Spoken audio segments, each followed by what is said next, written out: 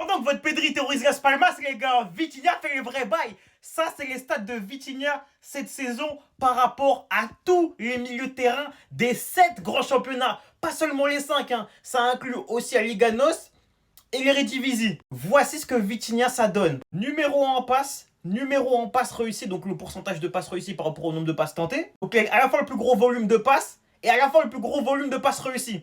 Rendez-vous compte de la folie s'il vous plaît. Numéro 1 en passe courte, également en passe courte complétée, donc c'est la même stat mais cette fois pour les passes courtes. Et forcément également numéro 1 en passe longue réussie les gars. Ce gars-là n'a aucune catégorie. Dans tous les compartiments du jeu liés au milieu de terrain, il est dans le top 1 où il fait partie des meilleurs. Il est numéro 2 en passe vers l'avant. Il est top 2 de tous les milieux de terrain des 7 grands championnats en passe vers l'avant les frères. Également numéro 2 en passe progressive. En fait les gars, il faut se rendre compte que ce mec là s'il vous plaît, il n'a pas de concurrence. Il n'a aucune concurrence. Il est top 1 sans aucun débat possible. Moi je le répète, hein. T'as vu pour moi, si je devais faire un top des milieux de terrain cette saison, je mets Vitinha top 1, suivi de Szoboszlai et Kimmich. Les deux peuvent se taper. Après, Szoboszlai, il n'a pas joué que milieu, donc forcément, c'est plus compliqué. Mais pour moi, c'est le même genre de délire. Puis je mets Neves, puis je mets les autres. Tous vos Pedri, tout ça, je les mets après ça.